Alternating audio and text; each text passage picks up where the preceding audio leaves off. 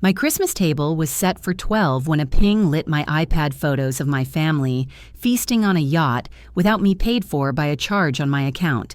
I didn't cry. I noted the time saved the screenshots and let the oven keep humming while my breath stayed even. The next morning, I walked the marina with a binder and a pen posting a notice that turned their getaway into a deadline written in ink. That was only the first ripple. What followed proved you don't need to shout to be heard by the law or by your own life. Before I continue the story, please subscribe to the channel and leave a comment telling me where you're watching from. The bay wind tapped the rigging like a metronome beyond my kitchen window while I set the table the way I always do. I hand-lettered 12 place cards, looping each name with the same slow care my mother taught me when she gave me the embroidered cloth I spread tonight. Cinnamon drifted from the cooling pie. The oven fan hummed steady as breath. I checked who likes dark meat, who wants the end slice of ham, who pretends not to eat pie, and always asks for a sliver anyway. I straightened a fork, tested a candle wick, touched the cloth where the thread had thinned. Ritual holds a house together, I've learned. It holds a woman together, too. I placed the turkey platter where the light from the window would strike the glaze just enough to make it shine.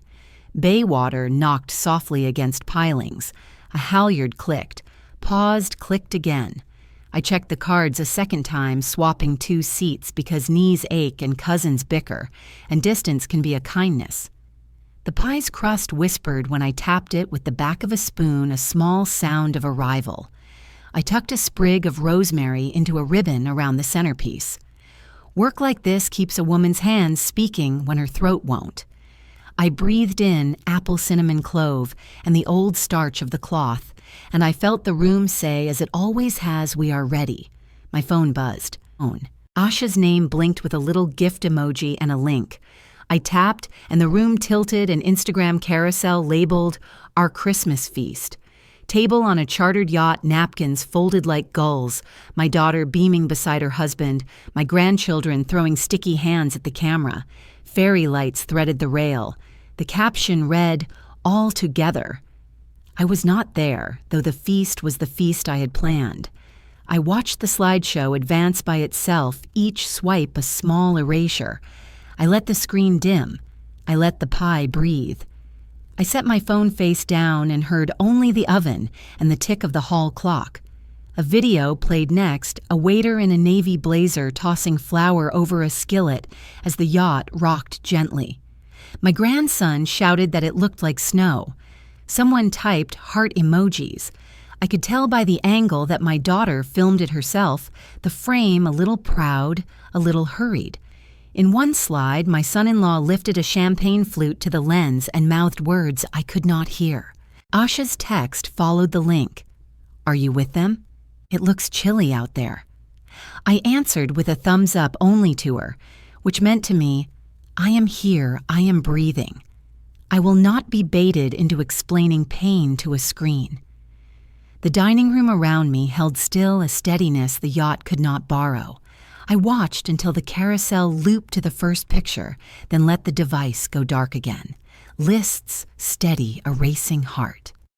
I walked the kitchen, turned both ovens to warm, whisked the gravy once more, and slid the bread plates closer to the chargers. I refolded napkins, edge to edge. A spare chair scraped lightly as I returned it to the wall. I am not a child in this story, I told myself. I am the house that still stands. Order gives a woman back the hour she thought was lost. I checked timers, slid the roasting pan fat into a jar, wiped the stovetop with tiny circles. I set out water glasses because children forget to drink. I folded the dish towel over the oven handle and smoothed the crease with the flat of my palm. Another buzz, softer, the kind my bank uses for alerts. The banner showed Harborline Yacht Charter $6,900. My name, my account. I did not gasp. I opened the alert, took a screenshot. Another of the detail noted the merchant ID timestamp and location. I opened my small ledger and wrote the figures in block letters the way I record taxes and medication refills. I went to settings and disabled lock screen previews. Suspicion had shape now and a number. I did not call. I built evidence. I enlarged the map pin and studied the blue dot drifting at the edge of the channel. The merchant descriptor listed a phone number. I wrote that down too. I added a small star in the margin, a private sign for items that require follow-through. Experience teaches a mother to be her own clerk. I opened my email and forwarded the alert to myself with the subject line, Harbor Line Verify. Then I checked my credit limit, and Daily Caps took another screenshot and saved it beside the others. Cold air crept under the back door. I nudged the rug against it and felt my shoulders drop. Shock settles faster when a task has edges. On my phone, I made a folder, 12 to 22 receipts. Screenshots slid into place like cards in a protective sleeve. On the refrigerator, beneath the lighthouse magnet that always points home, I pressed a yellow note, Verify cards, jars limits. Proof is not drama. It is light you can point. My hands steadied. I added a photo of the table wide enough to show the 12 cards as they had been a minute before. I knew tomorrow I might need the contrast. I took one more picture of the centerpiece and another of the oven display with the time a simple witness. When truth is quiet, evidence should not be. At the table, I looked at the row of names. 12 looked back. I lifted the card that carried mine, the one written last out of habit, and set it in the candle drawer. I re-centered the remaining 11, eased one plate back into the hutch, and poured a modest glass of wine that tasted of cherries and winter air. Too much salt yields to water, and patience, my mother used to say. I let the words rinse the hurt until it dulled to something I could hold. I blew out one candle and watched the smoke ribbon upward until it thinned to nothing. I brushed breadcrumbs into my palm and fed them to the sink's mouth, a small mercy to the pipes. I turned the wine glass a quarter turn so the stem faced the clock, a habit without a story, only a comfort. In my chest, a tightness eased, not gone but named. I left the drawer open a finger's width so I would hear it in the morning and remember what I had chosen. I took out the old address book with its cracked spine and slid forward a card I had saved for hard days Perry Lawson attorney. I marked a small red dot on the corner so I would not pretend to forget it in the morning. The ledger went on my nightstand pen, laid across the page. Not tonight, I thought. Tonight I finish the table and sleep. Tomorrow I ask for help. I turned off the kitchen light and left the tree lit in the front room softer than the candles and kinder to my eyes. I locked the back door and tested it twice. I rinsed my hands in warm water and stood until the heat reached the ache in my thumbs. The house answered with its old nighttime creaks. Tomorrow would have sharper tasks. Tonight would hold the line. At dawn, the kitchen had the blue hush I like. I wiped the counter with slow circles, and the iPad my daughter left on the island woke as if it felt the cloth. A preview glowed through the glass Harbor Line charter, paid a paperclip icon, and beneath it the group name, The Kids. The bay wind ticked the rigging outside like a clock that belonged to the water, not to me. I watched the preview fade, then return, and steadied my hands the way I do before slicing pie. I did not rush. I breathed in nutmeg and apple and let the moment sit on my tongue. I tapped, then paused to let my breath match the quiet hum of the fan. The thread opened. At the top sat a PDF invoice with a timestamp and a bold paid stamped across the center. Below it, gray bubbles stacked like stones. Use her autopay for the marina. She won't notice. Doc fee covered. Thanks. Send pics. A tiny line at the bottom. Read by Shannon. 3:12 p.m. The room tilted the way a small boat does when a wake slides under it. Sway and settle. Sway and settle. I took a screenshot, another, then a slow photograph of the lock screen so the time could travel with the truth. I made a new folder on my phone called 1224 Proof and watched the thumbnails march into it in order. Labels calm a mind the way lines calm paper. I forwarded the images to my own email and to a cloud drive where I keep taxes and warranties. I printed 2 address labels and slid them into the drawer with the certified mail receipts I keep for returns. On the refrigerator, beneath the lighthouse magnet that always points home, I added a fresh, sticky note. Call Perry after Mass. In our house, proof is how we keep from being rewritten. I rinsed the dishcloth, wrung it once, and left it centered over the faucet like a flag of truce. By late morning, I carried 2 apple loaves to St. Joseph's Parish Hall. The nativity lights blinked against the fold-out tables. Someone had taped construction paper stars to the bulletin board with blue painter's tape. Mrs. Doyle, an usher who always remembers names, lifted the foil and inhaled. "Your family's yacht feast looked amazing," she said, kind as sugar and just as sharp. A man balancing a box of paper cups chuckled about fireworks on the bay and asked if the water had been rough. I smiled small, adjusted the foil back over the loaf, and answered about the bake sale. On the way out, I stopped by the side door and watched a child plug in the lights around the manger. The bulbs popped to life one by one, stubborn as old memories. No one meant harm by their comments. Kindness often rides shotgun with thoughtlessness. I carried that sentence with me like a folded handkerchief. Dusk met me at the door when I returned. I lit one lamp and set one plate. A single glass, a single fork, and the linen napkin with my name hand-stitched by my mother years ago when she still wrote letters in blue ink. Grace came quiet for breath, for roof, for the strength to want better. I took a sip of wine and opened my ledger to label the day observed. The word has always soothed me. It means you saw it and kept still long enough to understand. I tasted the apple loaf's heel buttery and cinnamon sugared and wrote the taste beside the date. In the craft box under the hutch, I found a paper star my granddaughter Phoenix had folded last year. Points neat tape yellowed. I set it in the window where the street lamp could catch it. A star doesn't argue with the dark. It occupies it. The thought settled me the way a warm coat settles around the shoulders. I wiped the sill with my sleeve and left the star to mind the glass. A gull called once out over the channel, a sound like a hinge deciding, and then the evening went still again. The house knows how to hold quiet without turning it into loneliness. At the table, I opened the Reminders app and typed Perry worth 9:00 a.m. Beneath it, I made 3 bullets card dispute marina autopay options for dock fees. Safety first always, I changed the passcode on my phone and the Wi-Fi password disabled message previews and signed out of any account that still thought shared meant careless. I turned off lock screen previews on the iPad as well, took photographs of the device serial label, and wrote both numbers neatly in my ledger under a line that read, "Chain of custody for the digital files." Before bed, I walked the length of the dining room and counted 11 chairs. I pressed my thumb over the little crescent it had left in the table, wax last night, when I moved mine away.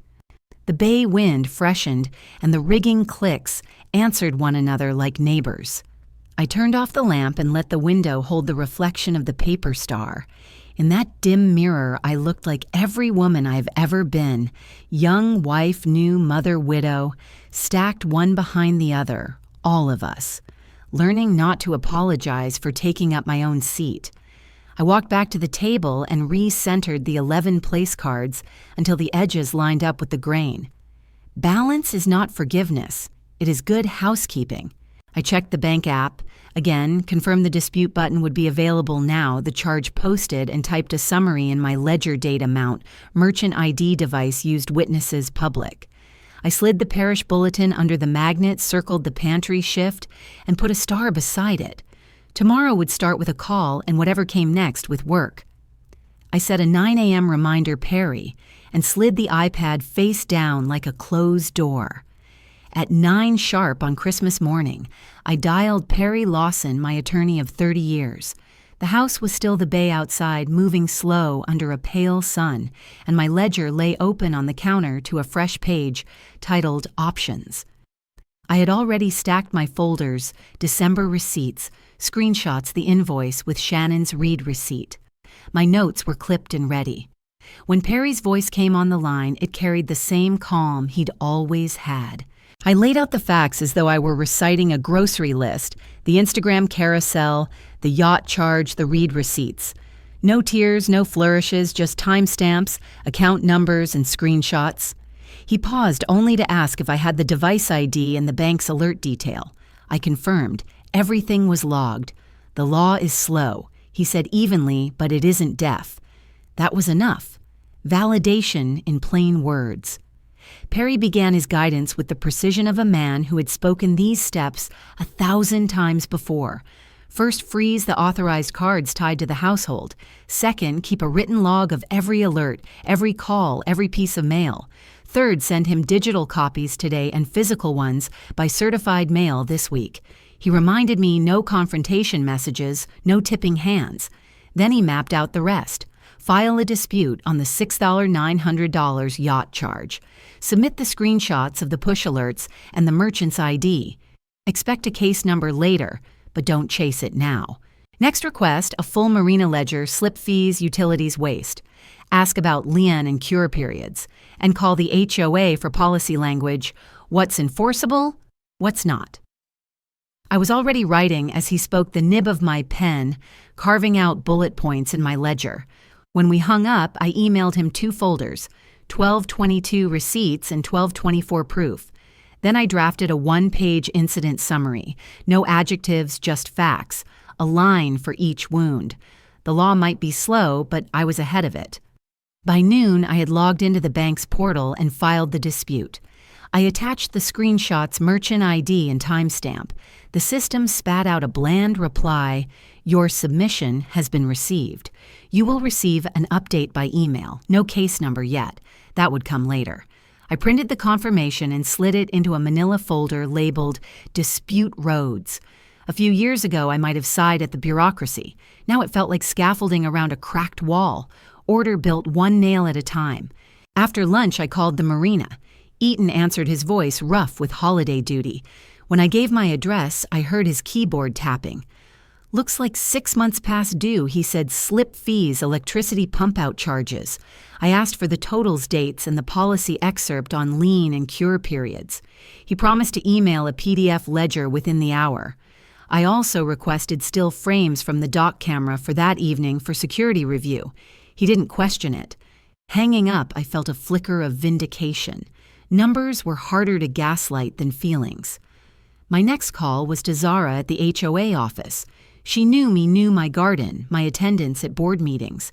She spoke carefully, confirming that prior warnings about waste discharge had been sent to my son-in-law's email. She agreed to forward me the compliance section and the last letter. "Our policy supports the marina's lien rights," she said, "especially when arrears go beyond 3 months." I noted the date, the reference codes, and her name in my ledger. One more pillar under the house I was building. By late afternoon, Perry's follow-up email landed in my inbox. 3 options, all neat: pursue a direct lawsuit, pursue bank remedies, or pursue the marina lien. I read each one twice, then placed a red tab in my binder beside the choice that rang cleanest: the lien. 15 days cure period, certified letters to both Shannon and Dellin, enclose the marina's ledger, and the HOA notice. Title it, Notice of Intent to Sell. If love is a verb, I wrote in my margin, so is boundary. The ink bled slightly through the page. I let it stand.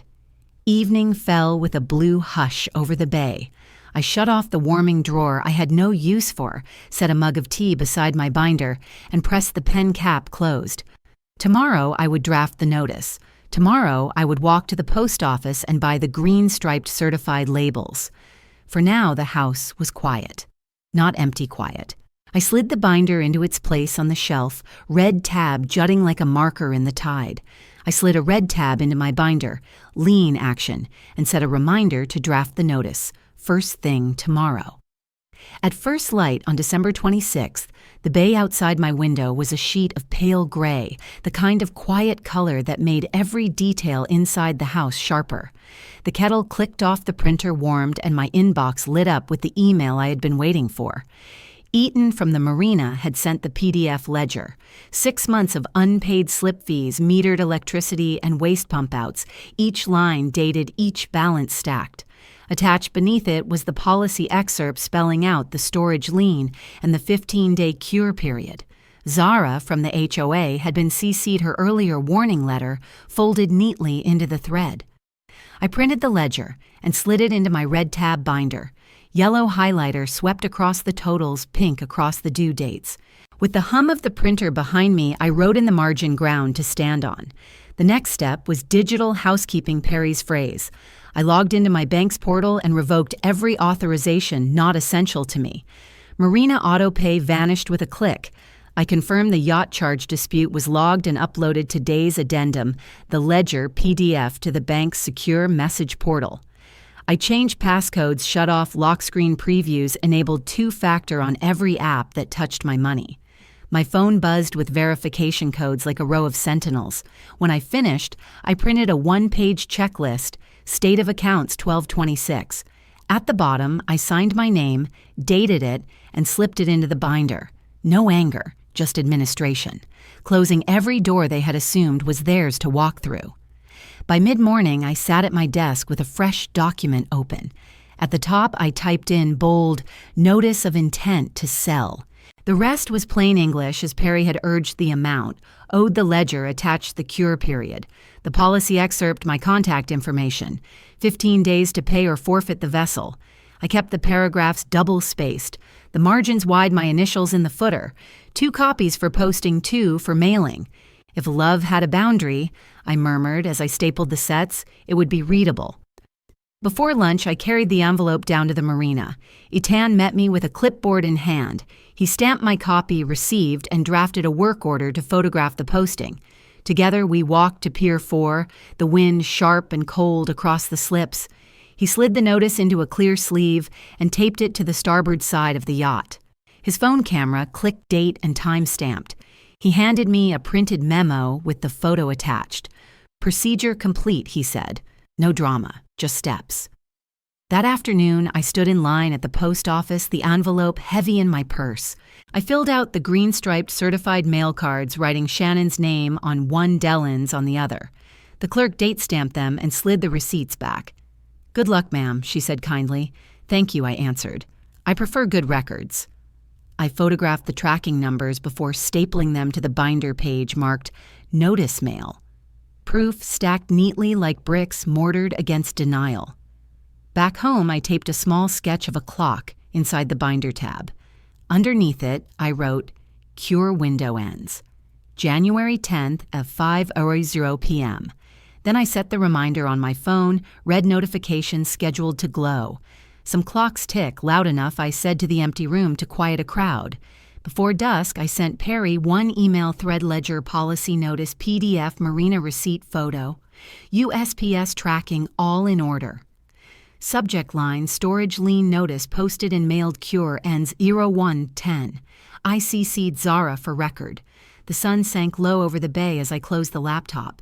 Out the window, gulls cut over the water, their wings angled against the wind. On the starboard side of the yacht, the notice fluttered inside its clear sleeve. I used to host Christmas to hold my family together, I said softly. This year, I hold the line. On my calendar, the cure date glowed in red. January 10th, 5:00 p.m., 15 days to tell the truth or meet the law. New Year's Eve arrived with more quiet than celebration. The bay outside was silver under a thin December sky when my inbox pinged with a new message from Eaton. Subject line, Pier 4. Still 12/25/2012. I opened the attachment. The photo was crisp string lights draped across the yacht's rail, a champagne cork mid-air faces easy to recognize. The corner overlay in bold white read 12/25/2024/2012. I downloaded the file twice, renaming it with care 2024 25 Pier for still Owen Conti JPG. Then I mirrored it to a folder labeled Harbor Proof. 2 prints ran through the photo tray, warm to the touch. I slid them flat into a sleeve and tucked them behind the binder tab marked Notice. Vindication doesn't shout. It arrives in black digits on the corner of a photograph. I opened my ledger and wrote a new entry, Source Etan Wilder Marina. File 2024-1225 Pier still 1 Don JP. Time received 12/31/1847. Note, adult celebration. Minors absent. Below the line, I added a symbol, just a small arrow pointing forward. Then I closed the binder, satisfied that hearsay had become evidence. The affidavit came next. I typed slowly, each word weighed like it might be read aloud in a courtroom. My name is Hella Warren. I am the owner of the property at address, and the party responsible for the associated marina slip. I affirm the following statements are true to the best of my knowledge. I listed the attachments banking alert print invoice screenshots with read receipts, Marina Ledger HOA letter notice posting memo certified mail receipts, and now the doc still image. No adjectives, no accusations, just a ledger of facts. Each sentence stood alone, plain as a dock piling. When the ink dried, I held one of the printed stills under my desk lamp. The date and time glowed clear. 12/25/2024/2012. I spoke it aloud as if reciting scripture. My eyes traced the details: Dellen's blazer, the champagne brand, the way the lights on the rail caught the spray. Time is a witness that doesn't pick sides, I wrote in the affidavit's notes. The sound of my pen scratching on the paper was steady like the tide.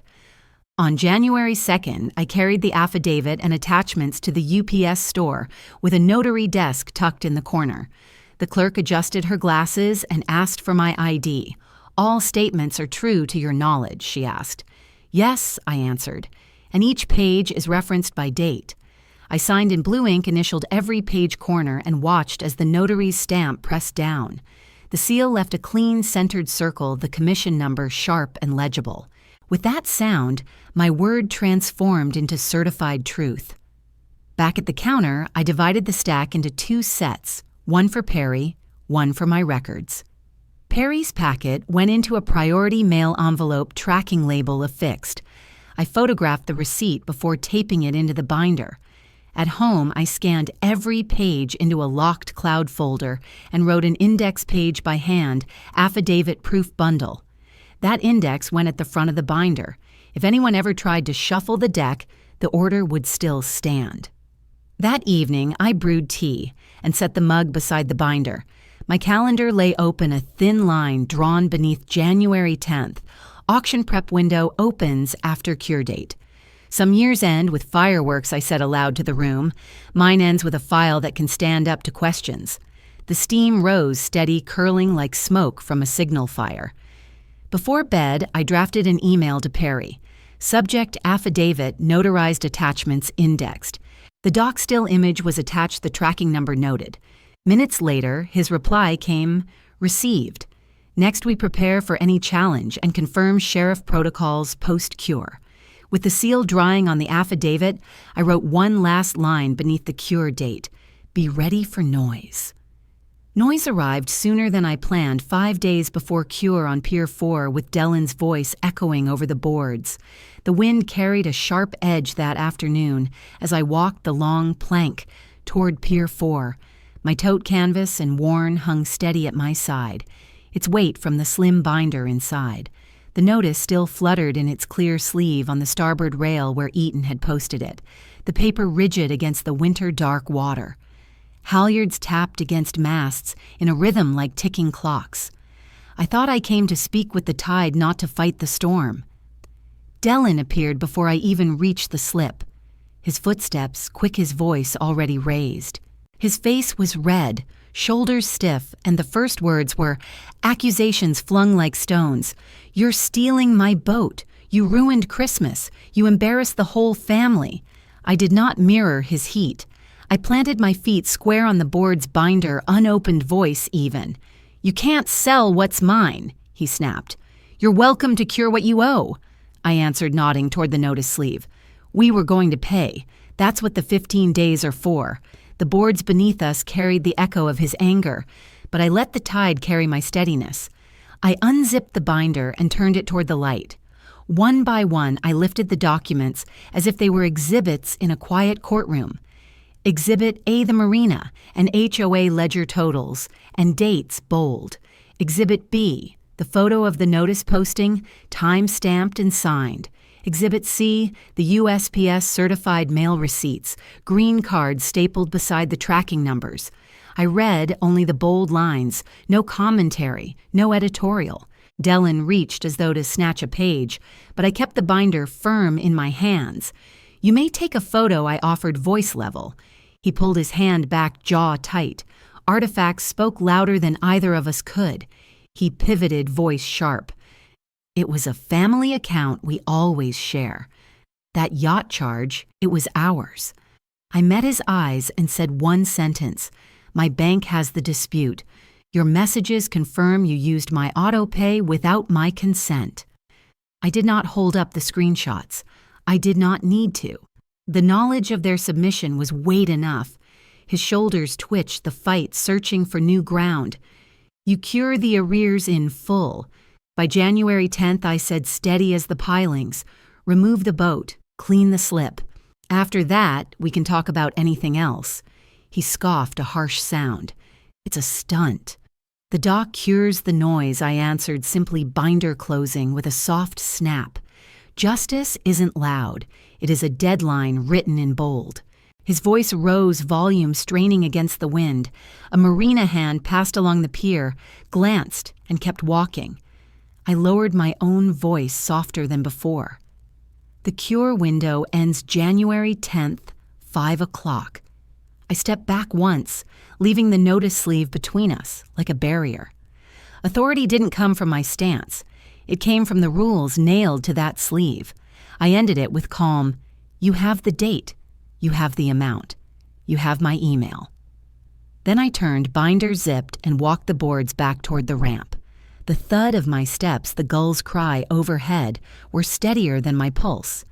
Leaving was the final word. At home, dusk laid long shadows over the porch.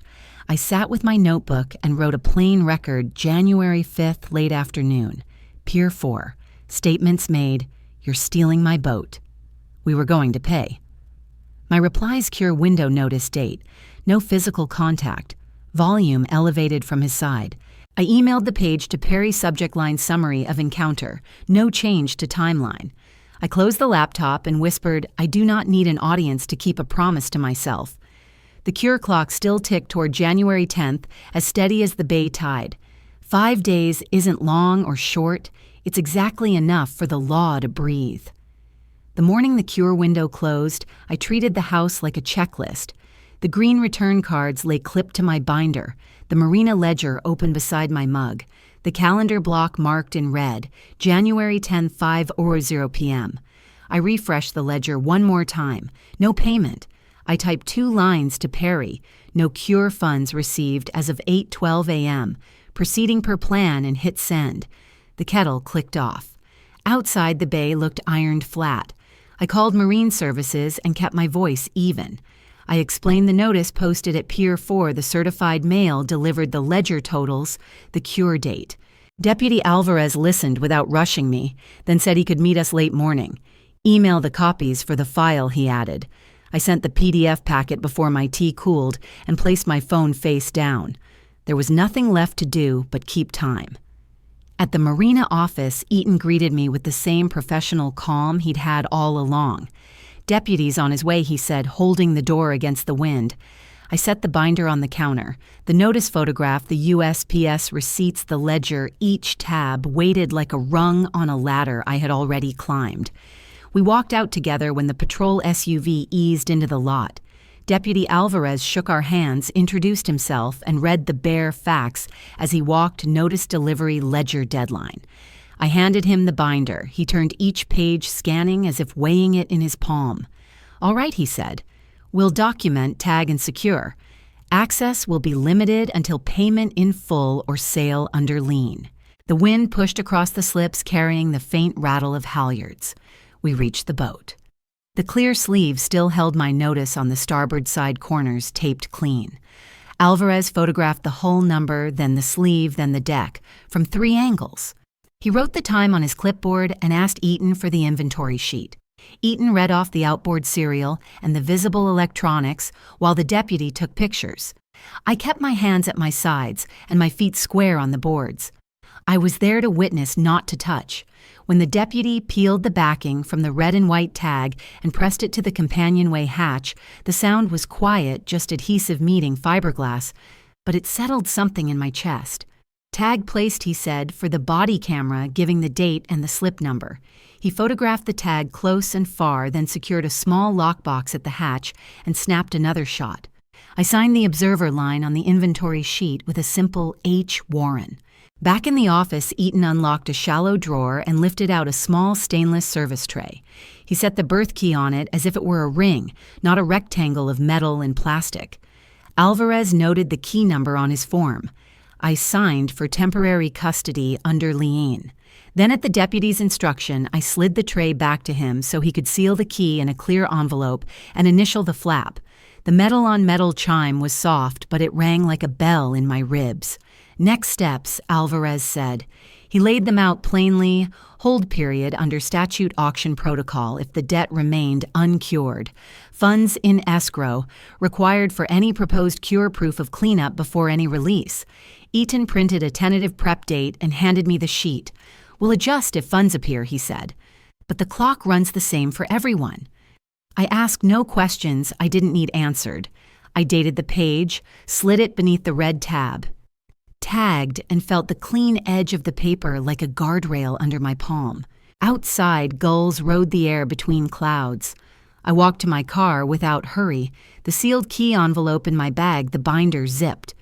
At home, I placed one of my mother's silver trays on the entry table and set the sealed envelope on it. I took a quick photograph and printed it to the binder's chain of custody page. The kettle went back on because a ritual holds a day in place as well as any law. Steam rose soft and familiar. I poured tea and stood with the cup in my hands until my shoulders loosened. I wrote a clean summary email to Perry with today's photos, the deputy's card, the inventory sheet, and the tentative dates. Subject line, lien enforcement tag, place lockout complete. He answered within minutes. Good. Hold the line. If they propose cure, we require funds in escrow plus cleanup. I replied with a simple, understood. There was no victory dance in it, just the sound of a boundary standing up straight. I took the sealed envelope from the tray and set it on the buffet where my grandkids' school pictures stand. The key didn't look powerful through the plastic. It looked contained. That was the point. I thought of the yacht photos and the caption that had said, all together. The phrase felt smaller, now too small to stretch over what had happened. My house was quiet and honest. I preferred that. By late afternoon, a thin sun cut through and laid a pale stripe across the rug. I checked the calendar one more time. The cure deadline would pass at 5. Whether someone scrambled in those last minutes was not my concern. My job was the ledger, the notice, the tag, and the tray. The rest would flow where the statute sent it. I rinsed my cup, dried it, and put it away. I paused at the door and looked once at the envelope on the tray. Justice isn't loud, I said to the empty room. It's legible. The bay wind shouldered the window, just then a small shove. I felt steady. I had chosen where the first dollars from this mess would go, and the thought made me smile in spite of everything. The credit union lobby smelled faintly of ink and lemon polish, the kind of clean that says the numbers here are expected to behave. I laid my driver's license on the desk and slid across a single printed page with a title I had chosen last night while the kettle cooled for the grandkids, not the grown-ups. Ms. Rivera glanced at it, then at me, and nodded as if we were two women who had both learned the same lesson in different decades. We can structure this as an education-only trust, she said, opening a folder with practiced hands. Restricted uses, clear approvals. You may appoint an independent co-trustee so disbursements aren't social. Education only, I said. Tuition books, verified programs. No debit card for sneakers or weekend getaways. I want the rules to be readable. They will be. She typed steadily, pausing to confirm the spelling of each child's name. While she worked, I watched my reflection in the glass partition, a woman with gray at her temples, and a posture that had stopped apologizing. We reviewed options: a 529-style path with state benefits or a private education trust administered by the credit union's trust services. I chose the latter. I wanted an independent co-trustee, someone who would not be swayed by holiday photos or speeches about family unity that meant give us cash. Ms. Rivera outlined the process: beneficiary schedule by birth order permitted expense list, disbursement verification, annual statements. If love is a boundary, she said, smiling at my paper title, this will feel like love. It should, I said. They're children. They deserve a future without a ledger full of adult noise. She printed the draft. I initialed each page where the tabs told me to blue ink neat and certain. Malik at the next window processed my seed deposit modest enough to open the account and mark the intention, while the lien and dispute wound through their own careful corridors. He slid the receipt forward. You'll receive an electronic confirmation shortly, Ms. Warren. Statements paperless, I said. And please add my attorney's office as a documents copy. Names, addresses, a steady clicking of keys. When we finished, Ms. Rivera tucked the draft into a folder and handed me a checklist for final notarization when the full funds arrived.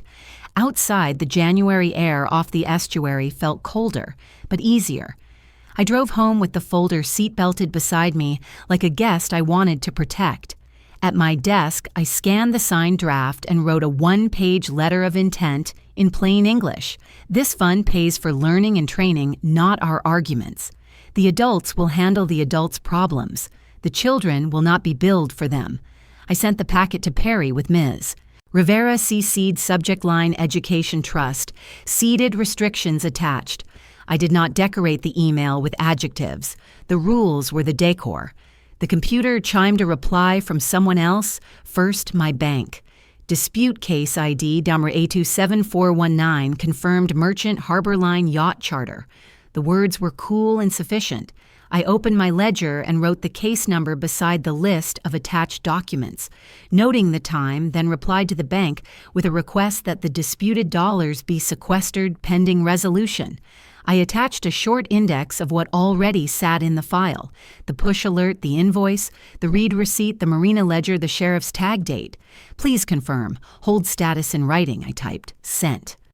I rotated passwords, again revoked 2 old family share folders in the cloud, and created a fresh alias email to keep legal and financial notices separate from recipes and photos. Not secrecy, just clean lines. The feeling was not triumph, it was hygiene, like cleaning the stove after a roast, so the next soup doesn't taste of last week. The light outside shifted from thin afternoon to the kind of early evening that makes windows honest. I opened the trust folder and added a brief personal note to each grandchild. Not long, 3 or 4 sentences each. You're curious. You're allowed to try things. This fund is a door, not a leash. I placed a small paper star sticker at the bottom of each letter, a nod to Phoenix and the night she taped her craft to my window to make the dark behave. The letters slid behind the beneficiary schedule like a quiet promise. A short FYI went to Deputy Alvarez and E10. The case ID had landed. The trust had been seeded. The lien timeline remained unchanged. I didn't add a moral. The email was a record, not a sermon. Deputy Alvarez answered with a single line. Noted, ma'am, and a scanned card he wanted me to keep with the tag photos. Eaton forwarded my message to his office file, CCing himself, which I appreciated. Paper trails work best when they agree to be seen. The kettle clicked off. I poured water over a tea bag and watched the color spread like a slow decision. The house was the same house that had held 12 Thanksgivings, the same walls that remembered pies cooling and kids running in, and a dog that used to nap under the table. It felt different because I felt different. I had stopped negotiating with my own evidence. A ping Miss Rivera, confirming receipt of my letter of intent and attaching a draft clause to mirror my plain English wishes in formal terms. She suggested a small addendum for vocational programs and community college coursework. We see young people thrive when the rules are clear and the options broad, she wrote. Yes, I replied. Clarity is a form of kindness. I placed the trust folder beneath the tab that mirrored the sheriff's tag, 2 halves of the same picture. On one side, a red and white sticker on a hatch, this boundary is real. On the other, a set of rules about tuition and books, this boundary is generous. Both said the same thing to the same problem: what is mine to protect will be protected, and what is theirs to grow will be grown. By habit, I walked through my evening check. Front door, deadbolt backslider, latched porch light on. The silver tray with the sealed key envelope sat on the console under the mirror, its reflection like a small moon. I took a photo for the binder and then set my phone screen down, not because I feared a message, because I didn't need one to feel finished. I ate a simple dinner soup and half a roll and rinsed the bowl. When I dried my hands, I could smell the hint of cinnamon left in the kitchen wood from pies that had cooled here over the years. I am not the party planner this season, I thought. I am the steward. The word felt sturdy and honest. Before bed, I wrote a line in the ledger under today's date: trust seeded, case ID received, lines intact. I closed the cover and put it on the nightstand where it had lived for weeks, now not a burden, but a companion with good posture. I stood by the window and looked at Phoenix's paper star. The tape had curled at one corner. I pressed it flat with a fingertip and smiled. A star doesn't argue with the dark. It occupies it. Tonight that was enough. Asha's text arrived before the kettle clicked off. A blue bubble, a tiny heart, and a link opening to a square of polished words, soft colors family photo, a caption that threaded pity like ribbon. Unexpected medical bills, it said. A misunderstanding about Mom's card. There was talk of holiday stress, of learning to communicate, of giving grace to young families who are trying. I read it once, then again, slowly the way you read a label you once trusted. I did not click like. I carried my mug to the desk and opened the binder. The spine creaked like an honest door. Inside the marina ledger with totals highlighted, a photo of the notice, green cards with delivery signatures, the sheriff's tag date. I built a quiet PDF dates in a neat column, sources named with their proper titles, and attached it to an email to Perry. Subject public narrative noted no response unless contacted. One sentence in the body logged and preserved. I pressed send and let the room return to the sound of the heater, the small domestic motor that says, "Keep your head." By noon, the family thread chimed. 9 long paragraphs unfurled from Dellin like a speech that had practiced itself in the mirror. He wrote of clerical delays at the marina office of misguided autopay, of how hurtful it is when paperwork gets weaponized against family. He used words like overreaction and control, and asked everyone to give us grace. 2 hearts arrived from cousins far away who don't know the smell of our dock. I muted the thread. Then I exported the whole thing, time-stamped, and filed it. I typed my reply and trimmed it until it stood on one leg without wobbling. Dates, amount, cure deadline, sheriff tag date, marina contact and ledger attached. No adjectives, no weather report about my feelings. I ended with, "If you wish to cure, Etan's email is below." Then I set the thread to "Do Not Disturb" and closed the Messages app the way you close a drawer that holds a knife. The afternoon light thinned over the bay. By dusk, I needed air, so I walked the HOA path behind Pier 4 boards that have carried 100 small goodbyes and a few big ones. The wind was sharp enough to make my eyes water.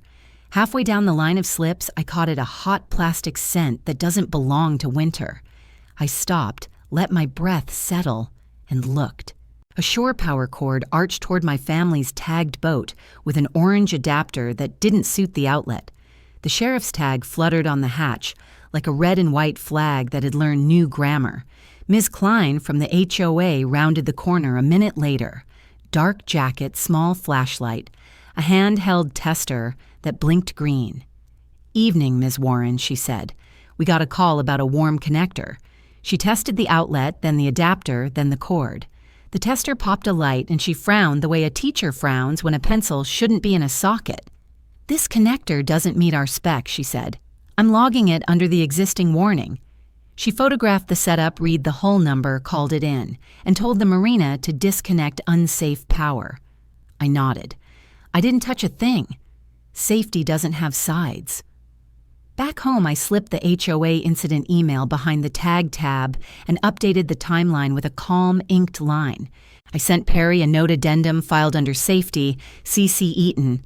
Then I poured what was left in the kettle and watched steam fog the window for a count of 10. The house was quiet in the way houses are when they decide not to host a fight. I placed the binder so the spine faced the room. Legible truth. Sometimes you defend a story by not telling it twice. The social app waited temptingly neutral. I opened a blank post and typed measured words that explained nothing and everything, then deleted them one by one like petals. I photographed the binder's spine instead, the red tab and the clean label, and saved it to my camera roll. I texted Asha a thank you for the cookies. She replied, "The tide turns slowly, but it turns." I ate one almond crescent, standing up not celebrating or grieving, just keeping company with the day. I turned the calendar to Thursday and wrote one word for next week auction. It wasn't a threat or a wish. It was the shape the law makes when people walk away from their debts. I do not need a crowd to witness a boundary. A stamped receipt will do. At the sink, I rinsed the mug and looked out into the dark where the marina's walkway lights made a string of pearls. The sheriff's tag would still be there in the morning. The adapter would be gone. The post would gather hearts from strangers who love the idea of forgiveness, the way they love a sunset they didn't drive toward. My forgiveness sits in a trust folder with the Grandkids' names on the spine. It pays for books and instruments and classes that teach the difference between want and harm. It does not pay for weekend fireworks that pretend to be family. I closed the blinds and laid the binder flat palms on the cover. The leather was cool, the corners squared. The last thing I did was open my email, create a draft addressed to myself with the subject line, "Legible Truth Spin," and attach the day's screenshots, the HOA incident number, and a note. No comment posted. Documentation preserved. I saved the draft and shut the laptop. I set the binder square to the desk edge and listened to the heater hum like a small boat I let the binder speak for me and turned the calendar page to the only word that mattered now, auction.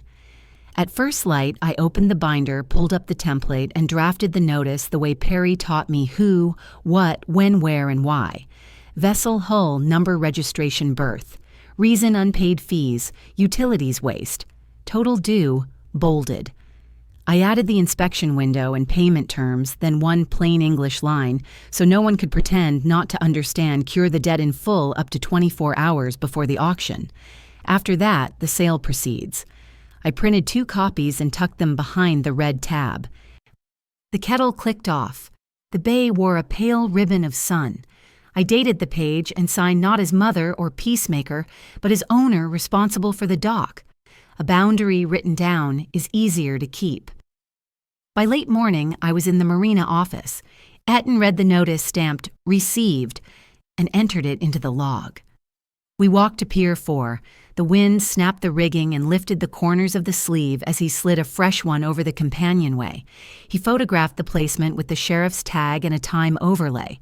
Another copy went to the corkboard inside the office, one pushpin through each corner like a square of law. Back at his desk, Eaton sent the PDF to the usual bidder list, quiet people who buy neglected boats and give them new names. The clock to sale had begun. It ticked without needing me to stand there and listen. At home, my inbox chimed with an email from the bank. Disputed amount placed on hold pending investigation. Case ID A27419. I filed it, logged the number, and forwarded a single line to Perry and Ms. Rivera.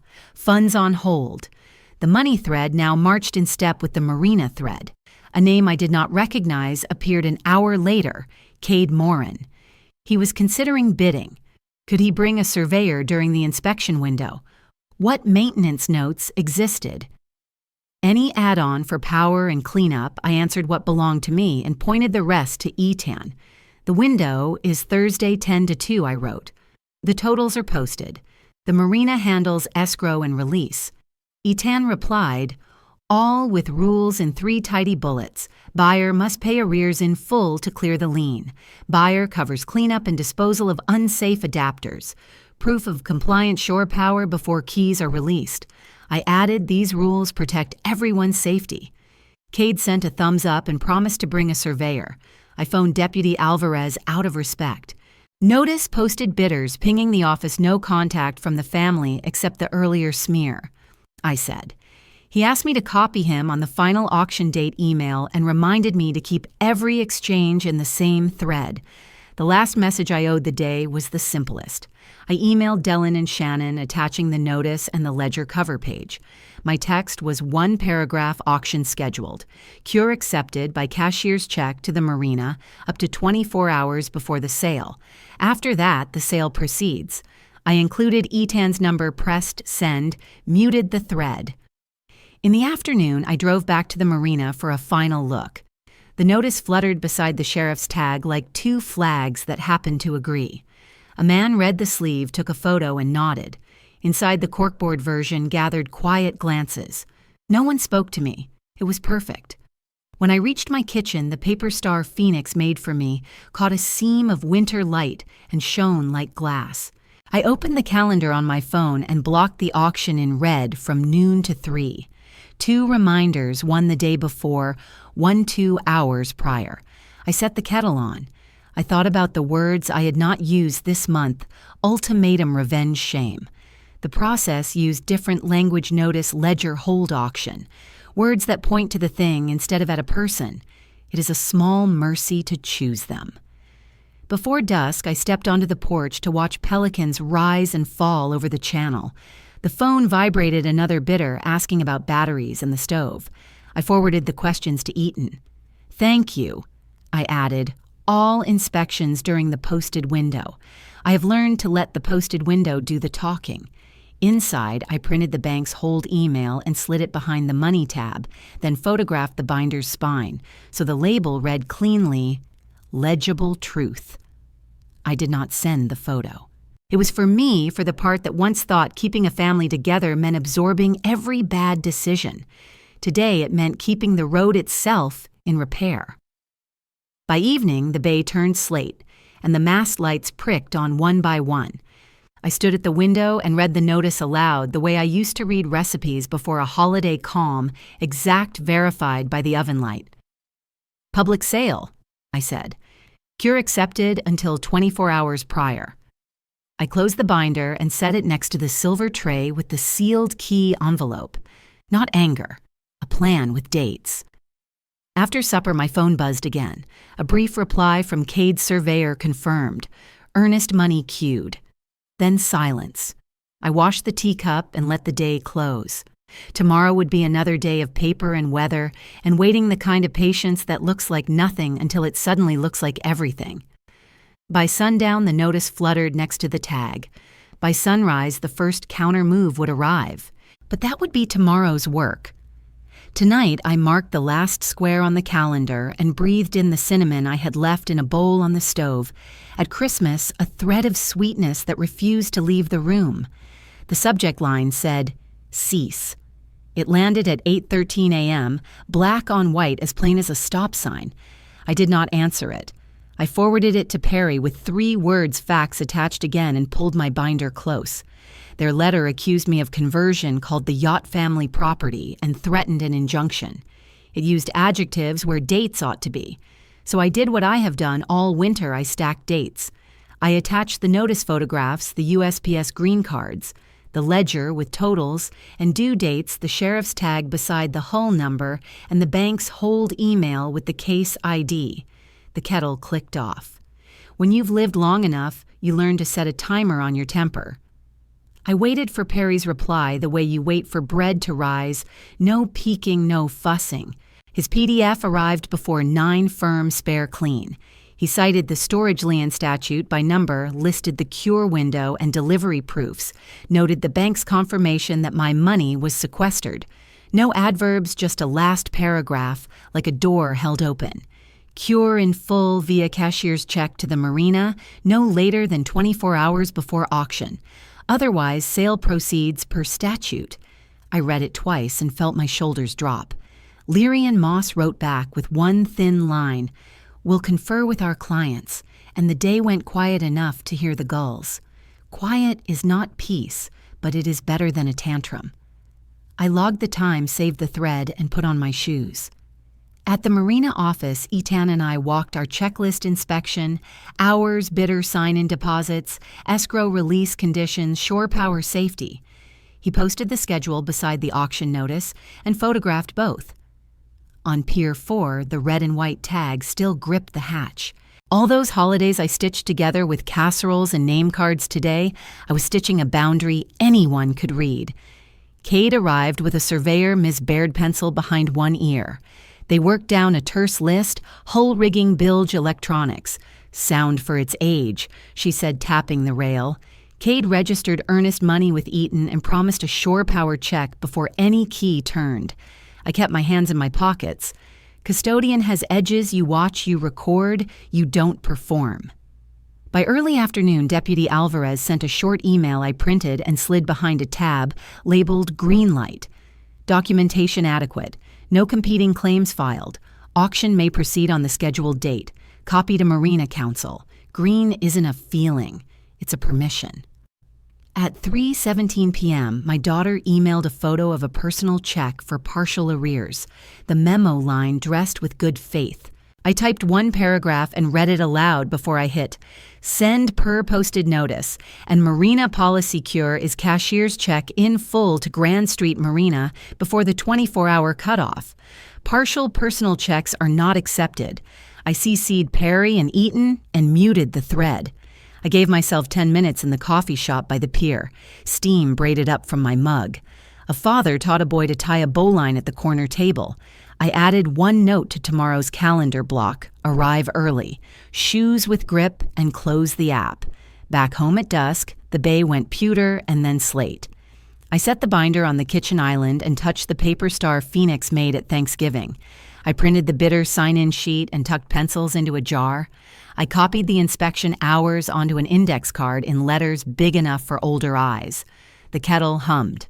The house breathed. Before bed, I sent one consolidated update opposition answered. No injunction filed, inspection complete, sheriff greenlight received, buyer registered, auction notice posted. The thread went to Perry, to Etan, to Deputy Alvarez, and to Ms. Rivera. Then I clicked off the kitchen light and let the quiet settle. People imagine strength as volume. At my age, I know different. Strength is paper in order, and the habit of writing the time when you hang up. It is declining shortcuts that tangle tomorrow. If there is a lesson for my children and theirs, it is this. The truth does not sprint or shout. It arrives with a ledger and stays. I set my alarm and placed the binder by the door with my keys. The silver tray on the console held the sealed Marina envelope neat as a chapel. Tomorrow, I would arrive early sign where the form told me to sign and watch the process do what it promised. I did not need anyone to like me there. I needed only to keep the boundary I had drawn. Frost slicked the pier and turned every breath to a ribbon of white.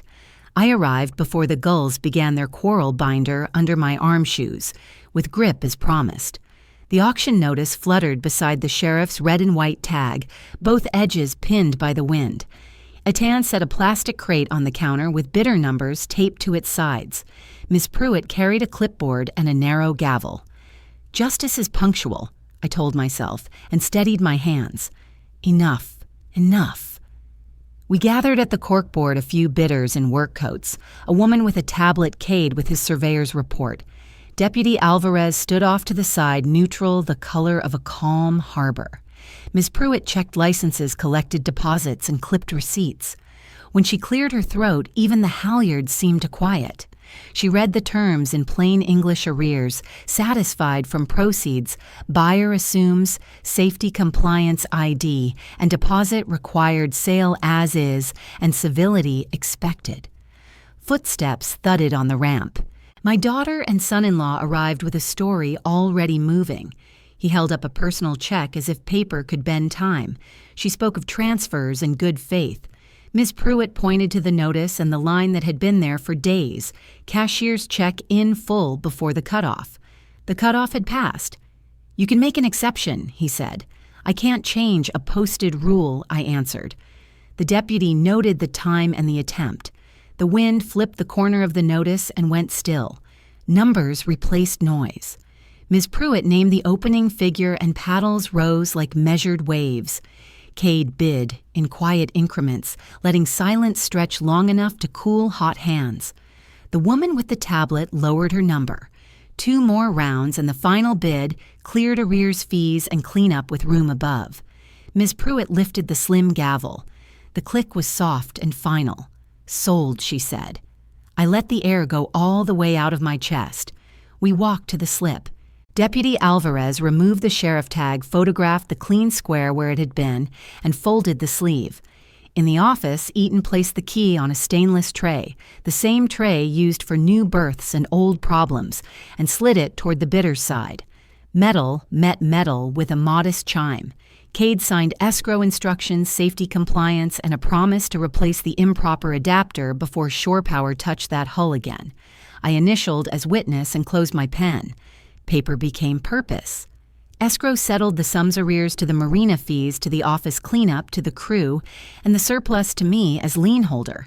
I took a seat by the window, opened my credit union app, and drafted the wire to for the grandkids, not the grown-ups. Ms. Rivera replied within minutes with a confirmation template. I reviewed the beneficiary schedule, typed the reference education only, and pressed send. Money can carry a grudge or a future. I chose a future. By then the crowd had thinned to neighbors and curiosity. Shannon approached with eyes careful. "Can we talk?" she asked. "Yes," I said, "and we can schedule it with Perry present or recorded. It will be about the grandchildren holidays and expectations. It will not involve my accounts." I offered 2 dates next week and the church hall as a neutral place. She nodded. On the dock, Cade thanked Miss Baird for the survey that didn't flatter and didn't frighten. He promised to keep the slip tidy, to check the lines in a blow to wave when my grandkids walked past with Coco. Eaton gathered the signs and taped the auction results to the office board with the same neatness he posted rules. The harbor smelled of salt coffee and clean rope. Consequences had come and gone without a raised voice. At home, I filed the stamped packet behind the tag tab and smoothed the edge so the binder closed without a hitch. I photographed the wire confirmation and printed 1 copy for the trust folder. On the kitchen island, the silver tray held only sunlight and the faint circle where the sealed envelope had rested. I made tea and carried it to the balcony. The bay wore winter colors pewter, near rose beyond blue at the seam where sky begins. I recorded a brief voice memo for the grandchildren. "This fund knows your names," I said. "It doesn't know our arguments. When you need a book or a course or a tool for building something honest, ask the trust." I taped Phoenix's paper star to the inside cover of the trust folder and wrote the date beneath it in red ink. Then I sent a short email to Perry and Ms. Rivera auction, complete, surplus wired. Conversation with Shannon will be scheduled under the conditions stated. Dellin never looked my way, and I did not look for him. It is not my job to manage his face. My job is the line between what I will allow and what I will not. I have learned that quiet is not weakness. It is the sound a boundary makes when it holds. If there is reconciliation ahead, it will be built on receipts calendars and the small manners of showing up on time. Night gathered to the east. I washed the teacup, set the binder on the shelf, and turned off the kitchen light. The house felt the size of exactly 1 life, which is to say enough. From the balcony, I could see the marina's lamps and the place where the notice had hung. The wind had nothing left to read there. Inside the paper, Star caught the last line of sunset and held it for a moment longer than seemed possible. I slept without the lists. Looking back, here's what I know. Quiet is not weakness, it's discipline. Boundaries written in dates, receipts, and clear rules protect a family better than shouting ever will. Love should fund futures, not excuses. Forgiveness can happen, but only alongside accountability. If you were in my shoes, what boundary would you set first? Have you faced spin inside your own family, and how did you answer it?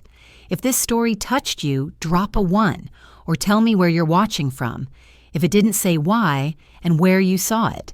Subscribe to the channel for more true, dignified stories told from a mother's seat.